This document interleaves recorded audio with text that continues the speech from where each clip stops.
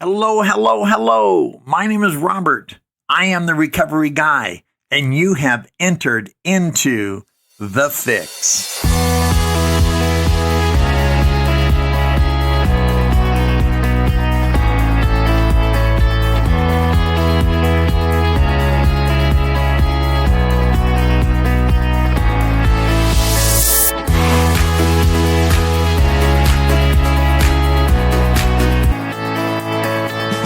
Hello, hello, hello. This is Robert, and I am the recovery guy. I'm so excited for today. What a great topic. What a great opportunity to share with you in front of this microphone. And hopefully the content that you receive is in alignment with the direction that you're going in. That is so important that we are going that's close enough in the same direction at the same time as possible. Obviously, what I think anyway, people I have met, we've wanted to end up in the same type of place, the same enjoyment, the same life that we can live to the best of our ability and to be as pain-free as humanly possible.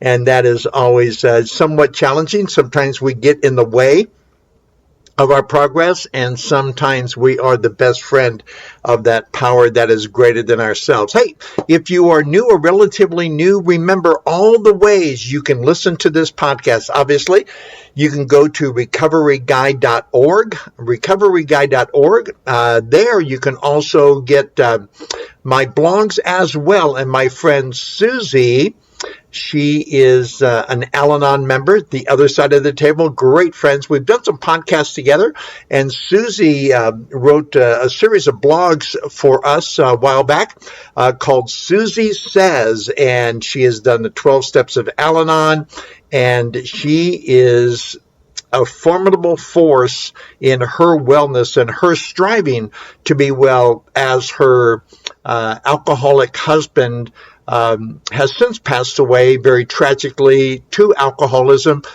Susie's is a victor, though, and she's raising 3 teenagers. Not all of them, I think, are teenagers anymore, but she is doing a great job in navigating her way with her higher power one day at a time for the rest of her life. So recoveryguy.org for podcasts and blogs.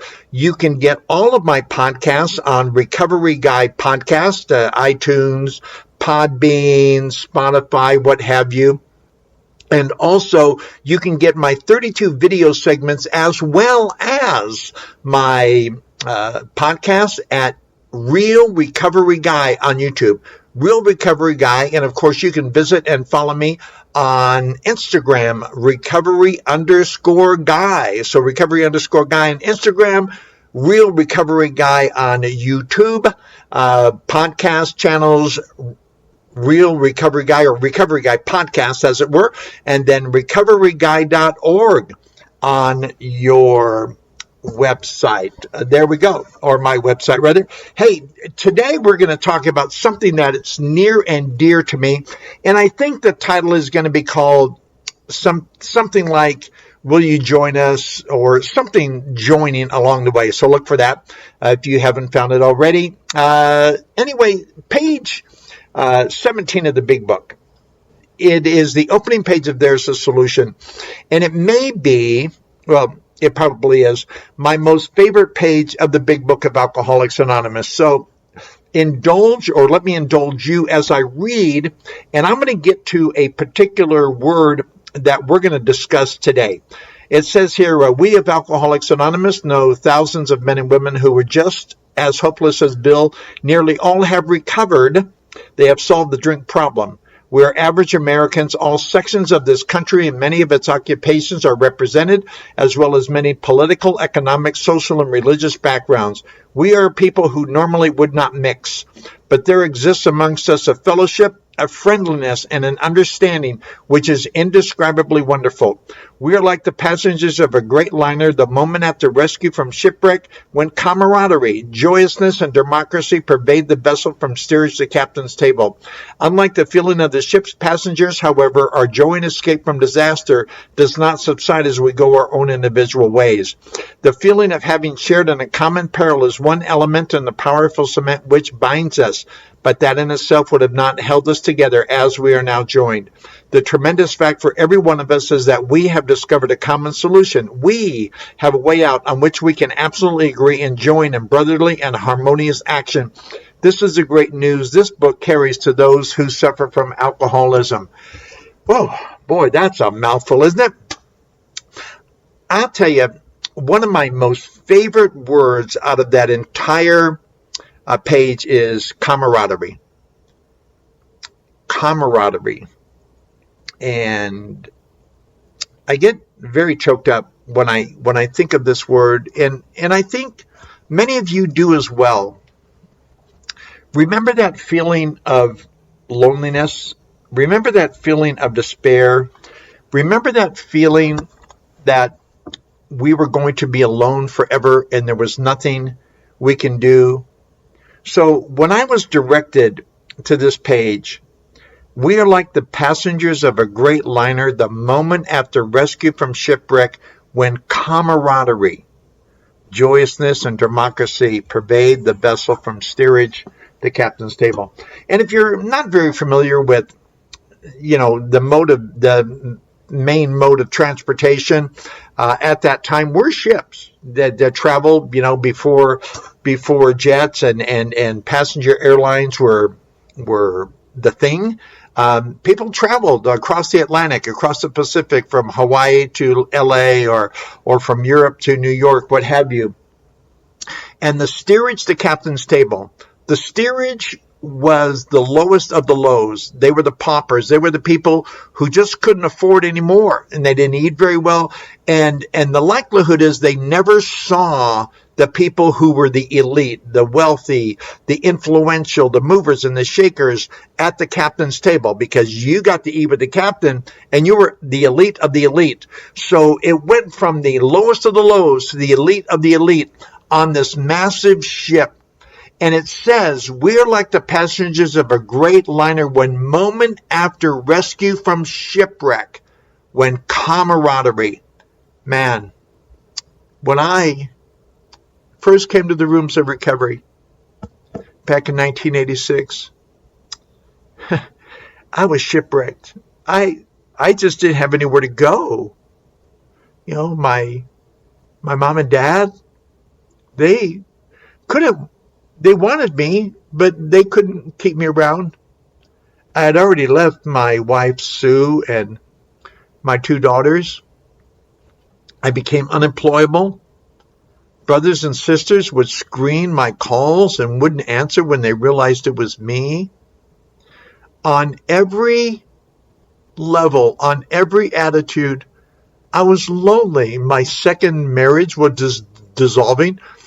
My stepson, he wanted to shoot me. I mean, it was terrible. And I was so alone. And you understand the kind of loneliness I'm talking about.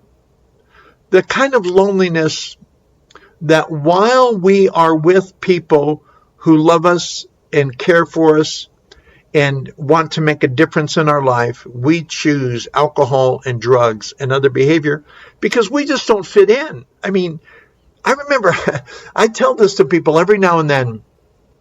I was at a concert in LA Coliseum, about 100,000 people there, and I was just baked. I mean, I was high and drunk and you name it. I was a shade of everything, smoking and drinking and dropping. It was just one of those weekends. And in the lineup was Rory Gallagher, led off. We'll see how old you are here. Rory Gallagher, Robin Trower, and then Jethro Tull. Just a heavy-duty lineup.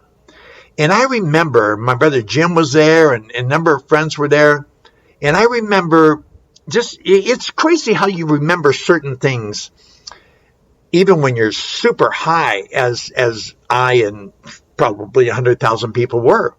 And I remember a moment, and I'll never forget it. I looked at this crowd, and I knew the proximity. I mean, we were on top of each other. It was about as dense as public housing. Even more so. I mean, we were just right up on each other. And I remembered the notion of feeling like I was alone. And it baffled me. How could I be around all of these people and yet feel so alone? Now, these were strangers, but the same thing. How could I be on the job where I knew people, where I worked with them every day, 40 hours a week, and I'm alone? And I go to my mom and dad's, and I'm sitting there with them, and I'm feeling alone. And I go over to a function at my brother's house, and I'm alone. Everywhere I go, I'm alone, and I don't know what to do. I don't know what to do but drink and use just to get over that feeling of loneliness and despair and personal isolation. And then, on February 9th of 1986, I called up and I said, I need help. I just don't know what to do. I'm going to die. And I don't want to die. I just don't know how to live. And fortunately, in spite of not having a job, not having any money, and certainly not having any insurance, they accepted me at the Nevada Treatment Center. And for that, I am eternally grateful. And I went to my first meeting of Alcoholics Anonymous about a week into treatment. And I understood what camaraderie was. I didn't know the definition of it at the time, but they pointed me to this page 17 of the big book. When moment after rescue from shipwreck, we're being rescued. It's not like I walked in on a good day and said, hey, there's a couple elements of my life that I need fixing. Can you help me? No, I had burnt my life to the ground so many times. I was lucky to not have scar tissue, not have burn marks from all the damage that I had done to me externally. I mean, internally, obviously, I came with my own baggage. But it says, moment after rescue from shipwreck, when camaraderie, joyousness, and democracy pervade. It's all a part. It's inside. It's the inner workings. It's baked into the cake. That's what pervade means. Pervade from steerage to captain's table. And I learned why I love that word camaraderie. It means, are you ready? From our friends at dictionary.com. Camaraderie. A spirit of trust and goodwill among people closely associated in an activity or an endeavor. And wow, that really blew me away when I figured out what that meant, when I found that definition. Back in those days, it was Webster. But a spirit of trust. I couldn't trust anyone. I wanted to trust others, but I just couldn't get there. And certainly I didn't trust me, because everything I wanted to get close to, I ended up harming, to the degree that you either asked me to leave or I left on my own accord because I knew the damage I was doing. There was no more trust there. I mean, you asked me to go out for milk and I show up 4 days later and I forgot milk. And those kinds of things, it's one of my daughter's birthdays and I just forget and I'm not there. There's no trust. But when I walked into the rooms of recovery, it wasn't that you trusted me, and it wasn't that you had goodwill toward me, but you had trust in the path you were on, and you were willing to have goodwill because we were alike. When I was out there ripping and running, there was me. There was never any we. I wanted there to be a we, so I could feel a part of something, but it was always about me. Selfishness and self-centeredness. We think this is the root of all of our problems, not some of them, not was, is all of our problems. So a spirit is something you can't see, but you know is there. Something intangible. There's a breath, there's a life force, there's a unity. There is something unseen but is very evident, and that is in the rooms of recovery. It is of trust. Again, not trusting me because I'm a liar, a cheat, and a thief, but they trust in the process. They trust the 12 steps. They trust the 164 pages. And because of that, because they remember what it was like coming in me, scared and lonely and despaired and disillusioned, that they realized that if they were going to stand a chance, then they would need to do whatever they could so I would stand a chance. So it's a spirit of trust and goodwill among people closely, not associated, but closely associated in an activity or an endeavor. And you know, closely associated, we are like. There are some differences between me and the next person. It might be race, it might be gender, it might be socioeconomic, it might be familial, it may be a number of things, or it may be one thing. But we can celebrate where we are alike instead of focusing on where we're different. And that is that trust. That is the joining. That is the close association. When I said, my name is Robert and I'm alcoholic, I said, I want to identify with you. I didn't need you to identify with me because I didn't know if I could stop drinking. I didn't know if I could stop using. I didn't know if I could stop gambling or going to porn joints or whatever.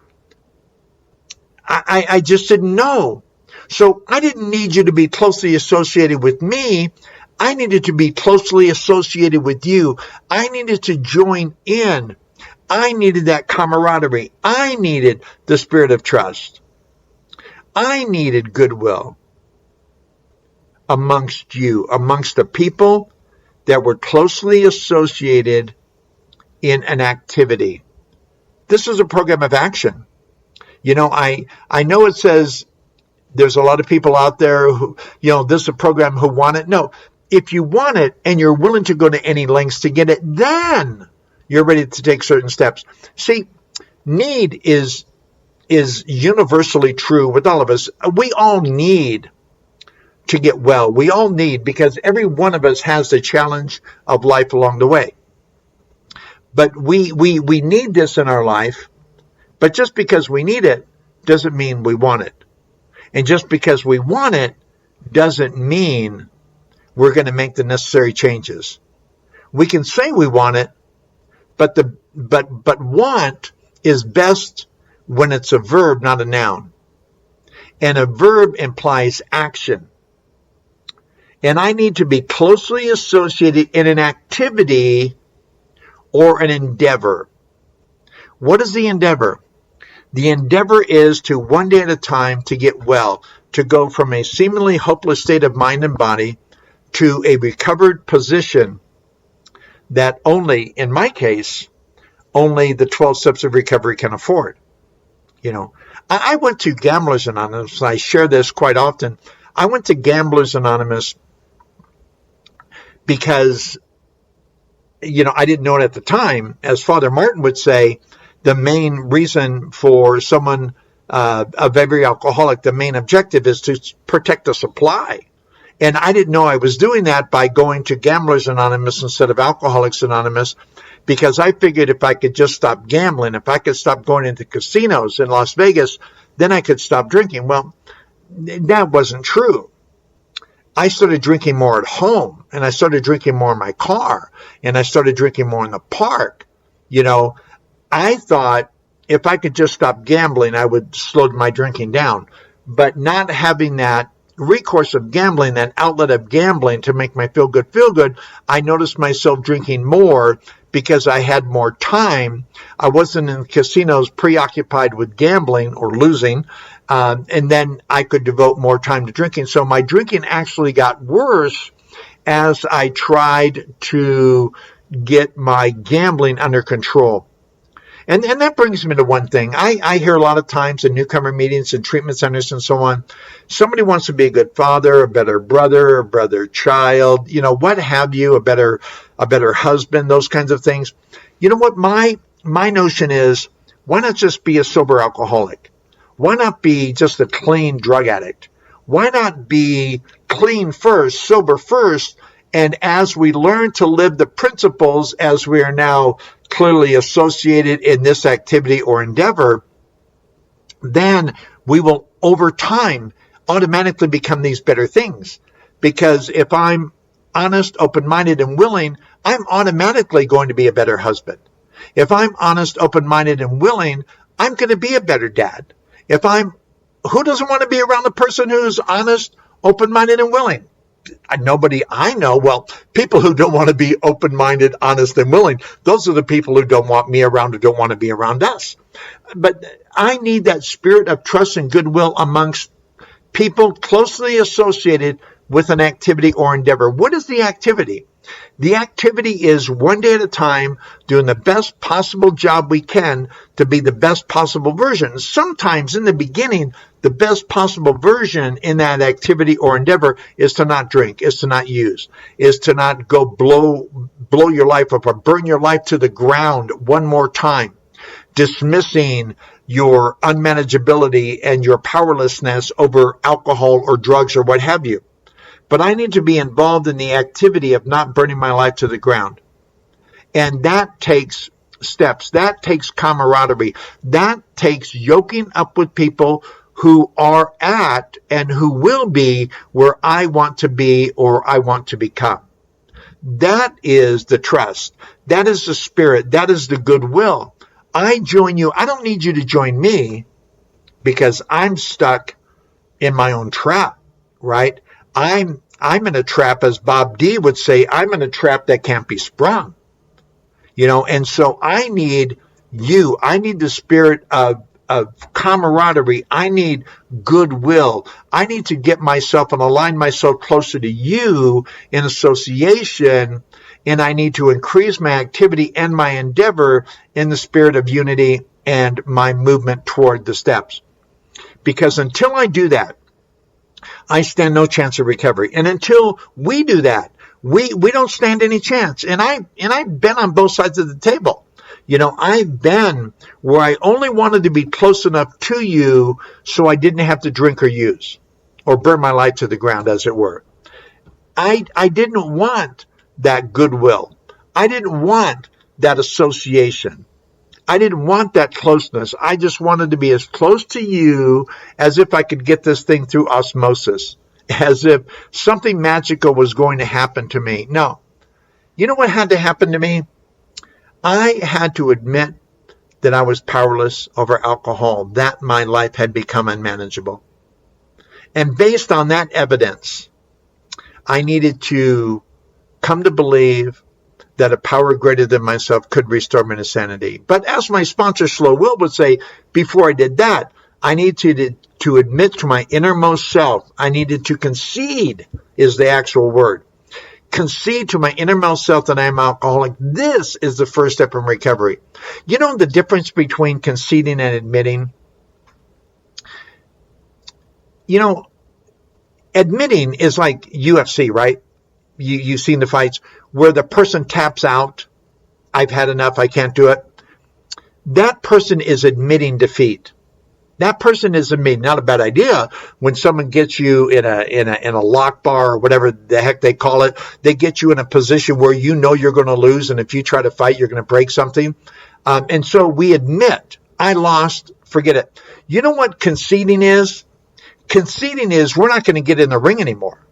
We've already made that decision. It's like the alcoholic jaywalker. Just stop walking in front of traffic. Don't worry about what car is going to hit you or bus is going to hit you once you get in traffic. Just don't get there. Don't get in the ring.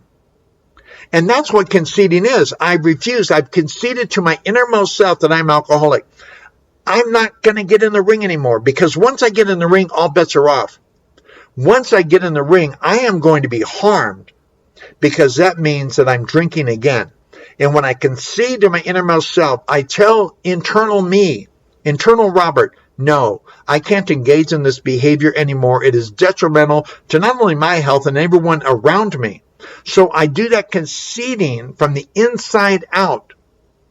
And then I admit that I'm powerless over alcohol. I tell you, because I want to be like you. I want to have what you have. And I understand how unmanageable my life became. At that point, given all that evidence, I then come to believe that a power greater than myself, obviously, if I was a power greater than myself, I probably wouldn't be in the rooms of Alcoholics Anonymous or another 12-step program anyway. I would have solved my own drink problem, but I couldn't. I thought I could find an easier shot to way, but I could not. So I came to believe that a power greater than myself could restore me to sanity. There's a possibility that this can happen, and it can happen to me. And at that point, I submit myself. I'm not even sure who that higher power is, who that God of my own understanding is. I see you. I'm very tangible. So I see you, and I know something miraculous and wonderful has happened with you, and I want a piece of that. I want to be closely associated with people who are involved in an activity or endeavor that will help me get well. And so I align myself. I make a decision to turn my will and my life over to the care of God as we, not me, not I, not Robert. If I understood who God was, I probably wouldn't be in this jackpot anyway, right? So as we understood God, and I need to understand you so I can understand our common belief, what your trust in God is, what God is doing for you, obviously what you couldn't do for yourself either, because the more I know about you, the more I realize you are like me in many ways. I'm not like you in many ways because I haven't recovered yet, but you are like me in that at the core of who you are is this phenomena of craving that, left untreated, alcoholism always wins. Because we, as Bob D once again says, we suffer from a disease that demands treatment. My alcoholism is going to be treated or untreated. It's going to get my attention. I'm either going to treat my alcoholism with drinking, or I'm going to treat it with the activity or endeavor you say that I should be involved in. That is why I want to be closely associated with your goodwill and the spirit of trust that comprises camaraderie. So I do that. And then I take a searching and fearless moral inventory. After I trust in God, as we understood God, I do this inventory. And I begin to clean up my side of the street. And if that wasn't enough, I need to admit to God, to myself, and to another human being, that's you, that's my sponsor, that's my confidant, that's my mentor, whoever that person is, meet them there. Share with them things that they've probably gone through as well. And then I'm entirely ready to have God remove these defects of character. And then in step 7, I humbly ask him to remove the shortcomings.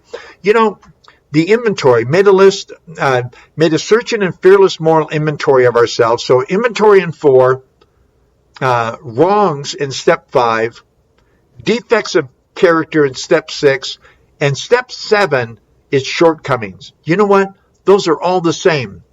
Your inventory, your wrongs, your defects, and your shortcomings, they're all the same. They're just different words for the same thing. Don't complicate this thing. And then I get to step 8, and I'm making a list of all persons I had harmed. Not who harmed me, not how I think I was wrong, because I guarantee you, I wronged a lot more people than whoever wronged me. And I make a list of those people I had harmed, and I become willing, just like in step 3, where I become willing to turn my will and my life over to the care of God as we understood God. I become willing to say I'm sorry. And then in step 9, I say, I'm sorry. I didn't mean to do those things to you. I didn't mean to be that person that you could no longer be around, or I could no longer be around you, because I know how damaged I was. And whether they forgive me or not, and I hope they do, once I make that sincere amends, my job is done with that. And if you read the big book of Alcoholics Anonymous, you will find at that point, then we react sanely and normally. For this time, sanity will have been restored. And that brings us to step 10, where I continue to take personal inventory. And when I'm wrong, which is often, I promptly admit it. And then in step 11, I sought through prayer and meditation to improve my conscious contact with God as we understood it, praying only for the knowledge of His will for us and the power to carry that out. What a step that is. You'll certainly want to be a part of that. And then I get to step 12. Having had a spiritual awakening, I recognize my relationship with God, and every day is a new awakening. I tried to carry this message. I tried. It doesn't mean I'm always successful. Doesn't mean you're always receiving. Doesn't mean you're always receptive. Doesn't mean you always get well. But I tried to carry this message to alcoholics. And then what do? I practice these principles. And what are the principles? The principles are the 12 steps. Don't look any more into it than what it is. The principles are the steps. There's other things out there that say this is a principle. Every step has a principle. Blah, blah, blah, blah, blah. The principles are the steps. When I stick to the 12 steps of Alcoholics Anonymous and the endeavor and the activity that's involved in that, I become well, one day at a time for the rest of my life. And I'm at my 30-minute mark, and I don't want to keep you any longer than that. I've had a great time sharing with you page 17 and one of my favorite words, camaraderie. I love that word, don't you? A spirit of trust and goodwill among people closely associated in an activity or an endeavor. I love how a universal definition can be so applicable to who you and I are. I hope that this has encouraged you along the way to either become involved or deepen your call in the spirit of trust and goodwill among people closely associated in an activity or an endeavor. As always, I want you to look me up, find my podcasts, see what I can do for you as you do so much for me at recoveryguy.org, Recovery Guy Podcast, Real Recovery Guy on YouTube, and of course, recovery_guy on Instagram. And always remember, we got broken apart and we get whole together. Thank you very much. My name is Robert, and I am the Recovery Guy.